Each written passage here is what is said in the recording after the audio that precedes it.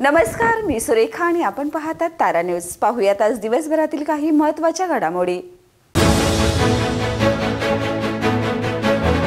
कोल्हापुरात मराठा आरक्षणाचा लढा पुन्हा सुरू झालाय। दसऱ्याच्या निमित्तानं तुळजाभवानी मंदिरात शाहू महाराजांच्या हस्ते शस्त्रपूजन करून मराठ्यांच्या हक्कासाठी पुढील लढाई सुरू राहणार असल्याचं त्यांनी स्पष्ट केलंय। सोलापूरसह मराठवाड्यात महापुरामुळे शेतीचा मोठा तोटा झालाय। सरकार शेतकऱ्यांकडून प्रति टन ऊस 15 रुपये कपात करून मुख्यमंत्री सहाय्यता निधी व पूरग्रस्तांना देणार आहेत। काँग्रेस गट नेते सतेज पाटील म्हणाले, शेतकऱ्यांच्या खिशावर दरोडा घालण्याचाच हा प्रकार आहे। त्यांनी सरकारवर निशाणा साधत म्हटले की शेतकऱ्यांना प्राधान्य न देता फक्त लोकप्रिय योजना जाहीर केल्या जात आहेत। मराठवाड्यातील ऊस उत्पादकांना हा निर्णय मान्य होणार नाही असा इशारा पाटील यांनी दिलाय। कोल्हापूरच्या फुलेवाडी फायर स्टेशनमध्ये भीषण दुर्घटना घडली आहे। मालवाहू लिफ्टच्या धक्क्याने कच्चा स्लॅब कोसळलाय। या घटनेत 6 मजूर जखमी झाले असून एकाचा मृत्यू झालाय। घटना नेमकी कशामुळे घडली याबाबत चौकशी समिती नेमली असून आज त्याचा अहवाल सादर झाल्यानंतर दोषीवर कठोर कारवाई होणार आहे। कोल्हापूर जिल्ह्यातील भादवले गाव हादरले। 28 वर्षीय रोहिणी प्रशांत पाटीलवर तिच्या पतीने डोळ्यात मिरचीची चटणी टाकून कोयता आणि हातोड्याने हल्ला केलाय। आरोपी पतीचे तृतीय पंथासोबत अनैतिक संबंध असल्याचं सांगितले जाते। घटनानंतर आरोपी पती गुन्हे अन्वेषण शाखेत हजर झालाय।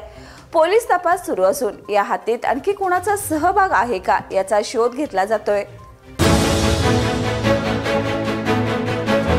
ऑक्टोबरमध्ये गेल्या 50 वर्षात झाला नाही असा रेकॉर्ड पाऊस होण्याची शक्यता हवामान खात्याने वर्तवली।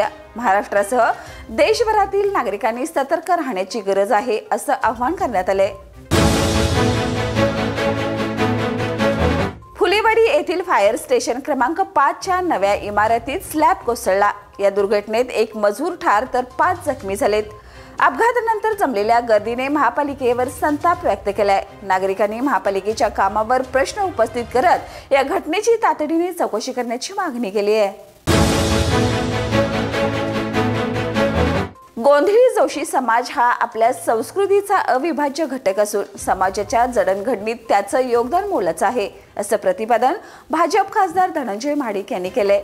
नवरात्रीच्या पावन पर्वानिमित्त जोशी गल्लीतील दुर्गादेवी, टेमलाई व मरगाई येथील दुर्गा माता मंदिरात महिलांनी 9 दिवस अखंड उपवास धरून देवीची आराधना केली। या महिलांचा सन्मान करण्यासाठी खासदार धनंजय महाडिक यांच्या हस्ते 42 महिलांना साड्यांचं वाटप करण्यात आलं। मुंबई उच्च न्यायालयाच्या कोल्हापूर सर्किट बेंचने जिल्हा परिषदेच्या नव्या प्रभाग रचनेवर आक्षेप घेणाऱ्या याचिका फेटाळल्या आहेत। न्यायालयाने म्हटलं आहे की चूक बरोबर नंतर ठरवता येईल। निवडणुकीनंतर याचिकेवर विचार करता येईल। यामुळे जिल्हा परिषदेच्या निवडणुकीस आता अडथळा नाही। पुढच्या 15 दिवसात आरक्षण निश्चित होईल आणि निवडणूक प्रक्रियेला वेग येईल।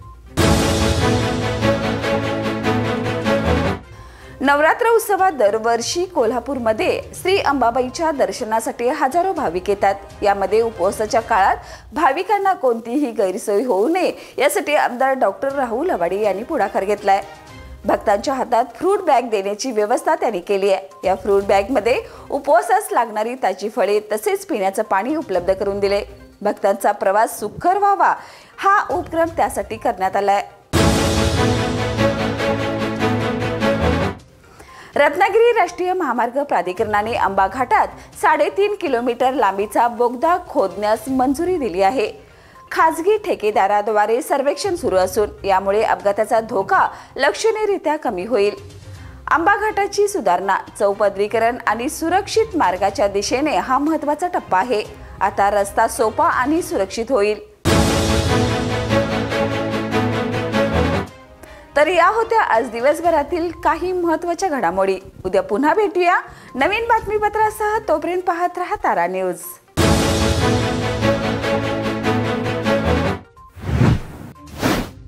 बाळ, फ्रीजमधून श्रीखंड काढ ना। आम्ही पूर्वी घरीच बनवायचो श्रीखंड, त्याची चवच वेगळी होती। आता काय सगळं रेडीमेड। आजी, हे श्रीखंड खाऊन बघ। आज तुझ्या आईनं घरीच बनवलं की काय? हे आहे गोकुळचं श्रीखंड. अगदी जिभेवर रेंगाळणार. जिभेवरच नाही तर मनावरही रेंगाळणार.